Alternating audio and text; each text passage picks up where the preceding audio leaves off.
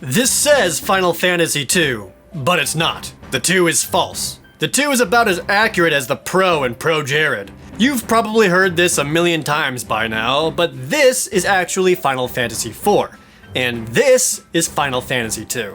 Final Fantasy I sold so well that Square was so ready to release Final Fantasy II. There even exists an English prototype and marketing materials to convince retailers to carry the product. But a little thing called the Super Nintendo was releasing, and Nintendo didn't want to take attention away from their new hardware with a major title. And Japan was already working on Final Fantasy IV for the SNES, so Nintendo of America opted to go straight to translating that one instead, and calling it Final Fantasy II to not confuse consumers, which caused decades of confusion ever since. This is a reproduction cart of that prototype model. The rest of the world didn't get to see Final Fantasy II until it was remade for Final Fantasy Origins on PS1, which also included the original game. Now, admittedly, I've never finished Final Fantasy II, so for the sake of giving it a fair shot, I'm going to be doing just that. But for the sake of this video, I'm going to be playing the Game Boy Advance version, because frankly, even my patience has its limits. From the moment it starts, Final Fantasy II makes it clear that this is very different from its predecessor. You once again name your party members, only now they all have portraits to them. For the first time, you don't have a blank slate party. They already have characteristics, relationships, and personalities. Well, sort of. Let me come back to this. And the game begins with a battle. Everyone immediately dies. These forced fights are something of a double-edged sword, especially in more modern RPGs, but I think it works here. It's the very first fight, so you don't really have a ill-conceived notion of winning beforehand. More importantly, this one fight sets the tone for the rest of the game. Final Fantasy II is exceedingly dark, even for the entire series. It's filled with death, failure, and loss. This first minute is but a taste of things to come. The story is that the 4 heroes, Firion, Maria, Guy, and Leon, were retreating from their hometown, which was under attack by the Palamecian Empire. They, didn't make it. When they awake, they're at the town of Altair, the secret home base of the Wild Rose Rebellion, though Leon has gone missing.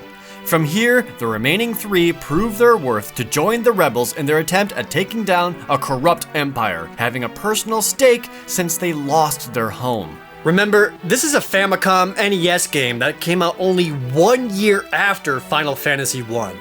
This is a really engaging plot for its time, and it should be noted just how impressive that is. To assist with that engagement, Final Fantasy II has a keyword system, where certain words in dialogue are highlighted. You can then learn that word, allowing you to ask anyone you talk to about it. It's a way to feel like you're paying attention to what is being said, and being able to choose topics gives you a sense of agency and involvement in dialogue and the story. It's a great mechanic idea. I just wish it was used better. All it really amounts to is going through every single word available to trigger whatever one is the important one to move on. And typically, only 1 or 2 words actually matter to the person you're talking to. It would have been neat if even random NPCs could give a little bit of flavor or additional backstory if you asked them about keywords. But instead, everyone usually looks at you like you're an idiot, as indicated by the single question mark response. I know, it's still an NES game. It is a good idea, but it isn't fleshed out at all. Nothing would change if the keyword system was removed entirely. Unlike Final Fantasy I, your party is already well equipped and ready to go. I bought a cure spell before heading out because I didn't want to die too early, and about an hour later, I went in the wrong direction in the overworld and died early, without saving. So, starting over, with a newfound sense of paralyzing fear, I deemed it best to start off with an RPG staple: grinding, and getting to experience how different Final Fantasy II is. Most Final Fantasy games follow progression the same way. You kill monsters, get experience points, and with enough of them, you level up for an increase in stats. Final Fantasy II gets rid of level ups entirely, instead making your party members improve based entirely on what it is they do. For example, everyone has a sword skill. They'll be better at using swords the more they use swords. And the same goes for axes, bows, daggers, and the like. Every single stat and skill levels up on its own. I think this is a great idea, as it allows you to build your characters on how you want them to be. If you want Furion to be a healer, throw him in the back row and cast spells all the time. Sure, Guy might start as a big beefy guy with an axe, but you can still give him a bow and focused black magic. Now, I say I like this idea in theory. In fact, there's a lot of things here that I like in theory, but there's one unequivocal truth to the whole game. Final Fantasy II is not good. Look, Final Fantasy II introduced a lot of series staples. Cid, Chocobos, Dragoons, the Ultima spell, and it should always be remembered for that. But good God, its gameplay is among the series' worst. I can't believe this game still gets reviewed favorably to this day. The weapon proficiency system is great. At least it would be if the game had weapons to support it. Why is there a rod skill? I'm not gonna hit anyone with a rod when literally every single weapon has higher attack power. Being proficient in daggers is worthless when you stop getting any new dagger weapons 3/4 through the game. Basically, use swords, axes, and a bow for anyone in the back row. Ignore everything else. Or, to break the game entirely, just play unarmed, because your bare fists quickly become your most powerful weapon and stay that way throughout the whole game.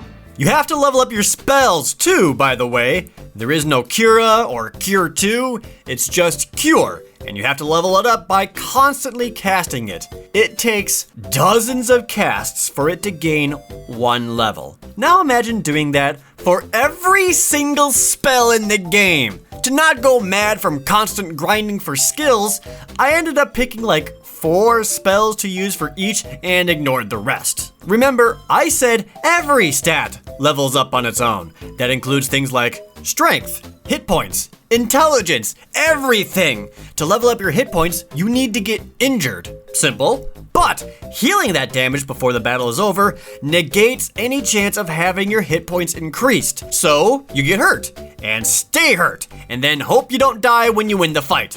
And even then, it's up to complete random chance if any one of your stats actually increases at all. And because you get so many small skill ups so frequently, none of it feels tangible. Rather than having a singular noticeable boost like a traditional level up, the constant skill gains feel like drops of water into a bucket. And it doesn't matter what you fight.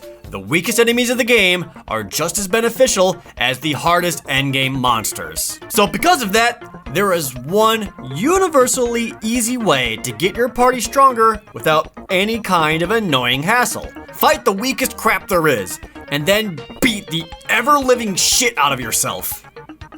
Oh, this is helping! You don't even need to necessarily grind the whole game. I only did a bit at the start, and then at no point did I ever need to stop to power up. Because of the system, you are either too weak or completely overpowered. There is no in between. Why didn't I just fake it? Let's get back to the characters for a hot minute.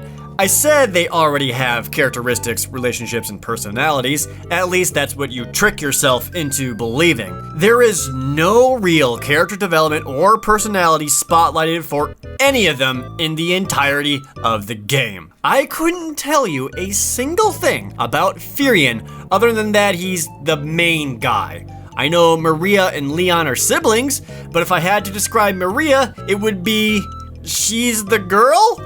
The rotating cast of 4th slot party members are far more interesting and actually contribute to the plot more than the main cast. But almost every single one of them ends up dying somehow. There is one exception. There is one singular moment in the entirety of the game where a riveting moment of actual character development happens. It's shocking, surprising, and completely changes the dynamic of the main cast. It's never been replicated in any game, ever. Let your jaw drop to the floor and eyes widen at the sudden revelation, Guy speak beaver.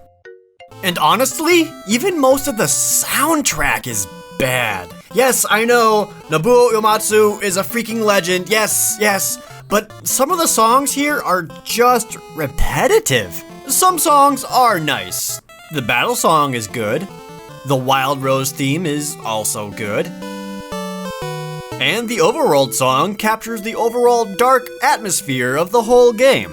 But some songs are simply bad, and you know they're bad when they're not any better when remastered in any form. For example, the song inside the Dreadnought is boring and repetitive. Hey, how about that Chocobo theme? We all love that song. Did you ever hear it in the original version? This original version?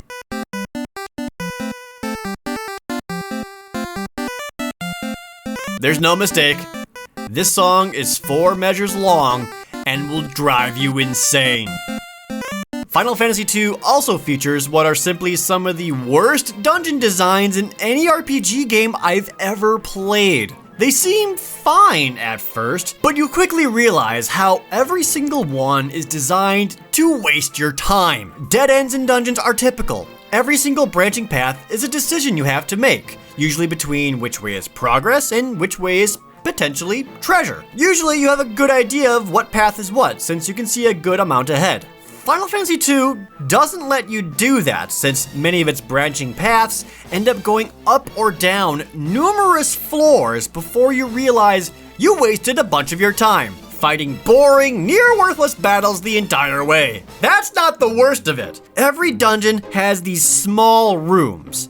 These too are dead ends. But rather than just poking your head in and moving on quickly, the moment you enter, the game places you in the dead center. And these rooms have ridiculously high encounter rates, so it's typical to have 2 to 3 battles just from these dumbass trap rooms, wasting even more of your time. But they might have an item, so you'll still check them. Hope you don't get sick of these, because so many frickin' times in this game, you come to a point where it throws several doors at you at once. Only one of them moves on. The rest are trap rooms to waste more time. This isn't dungeon design. This isn't clever. This is an 8-year-old dungeon master's first piece of graph paper. This is the maze at an out-of-business amusement park. This is getting 3 birthday presents and all of them are empty because haha, that's so funny, Dad! Story advancement is just annoying too. It's a lot of, go here to talk to someone, okay, now go back and talk to the original person. Good, cool, now go talk to another person and then talk to one more person and now do one of our sucky dungeons while your guest party member dies. While I like the idea of having a sort of home-based city that you frequent, it does get tiresome to constantly return there. The overworld is deceptively small, so they use an egregious amount of backtracking to these locations to make up for it. And I do like a lot of parts of the plot. Saving the last living dragon, getting swallowed by Leviathan, almost every city in the world being destroyed. There's not a lot of fairy tale like high fantasy, so it's surprisingly pretty grounded in reality. Until the final boss. About 3/4 of the way through, you finally meet the Emperor, who is supposed to be the big bad. You kill him, and then do some other stuff. Out of nowhere, he comes back in a super mega devil form because he, quote, sold his soul to Satan. Oh, okay. The big thing here is that I clearly didn't have much fun at any point in time while playing this. Now, there are numerous versions of Final Fantasy II that could remedy this, but each one basically boils down to which one is the least painful. Avoid the NES original at all costs. There's a glitch to make grinding a bit easier, but it's still a slow-paced mess that is not fun. The PS1 version doesn't help much aside from making things look and sound a little better. The GBA version does the same, and does add some cool endgame dungeons if you really want to get more story out of it, but really, why would you want to? If you must play Final Fantasy II, go with the remake on PSP. It's the best version, but it's the best version of hot garbage no matter which one you play. This is the black sheep of the series for a reason. I feel like so few people have actually played this one that it often gets forgotten when talking about the franchise's low points. I finally played through it, and I hated almost every second of it. That's why my final rating for this game is punching yourself in the face out of 10. Every pain that this game has is self-inflicted.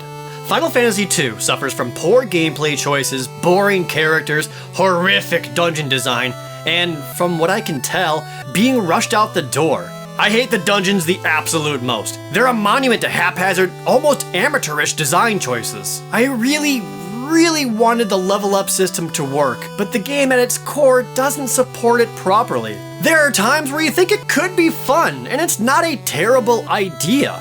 And this is evident as Square took this system and used it for their Saga franchise. But here, it lacks any kind of meaningful impact. I absolutely credit this game for being brave enough to really mix things up and trying to innovate, and it worked in some regards, like the story, or probably something else. However, this really needed to take more time to develop and make sure it was fun and not just different. Final Fantasy II is easily the most skippable of the entire series. In fact, most people already did, so good on you! If anything, I like to imagine that the rest of the series treats this entry the same way this game treats dead party members at the end of battles. Oh no! You died, Final Fantasy II? Bye! Thank you so much for watching. Please subscribe, give this video a like, and share your thoughts in the comments down below. And subscribe to my gameplay channel where I upload 5 videos a week.